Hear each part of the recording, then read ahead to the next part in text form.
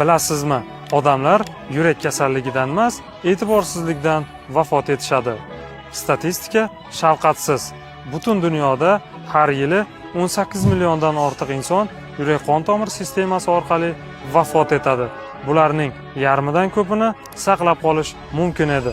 Birinchi fakt: jimjitlik sindromi, ya'ni gipertoniya. Odamlar yaxshi yuribman-ku degan fikr bilan yuqori qon bosimi bo'lsa ham shifokorga murojaat qilishmaydi. Ikkinchi fakt: yurak xurujini oddiy charchoq yoki oshqozonim og'riyapti deb e'tiborsiz qoldirishadi. Buni natijasida infarkt tufayli o'lim yuzaga keladi. Dastlabki 6 soat ichida yordam berilsa, infarkt bo'lgan bemorlarni 90% dan ortig'ini hayotini saqlab qolish mumkin. Kasallikni davolagandan ko'ra uni oldini olish 10 barobar arzon va xavfsiz hisoblanadi. Yilida bir marta EKG va qon tahlillari hayotingiz sifati, o'zingiz va yaqinlaringiz hayotiga e'tiborsiz bo'lmang. Ushbu videoni o'ziga qaramaydigan yaqinlaringizga jo'natib qo'ying. Zero ular ham bundan keyin yurak va salomatlikka e'tibor qilishsa.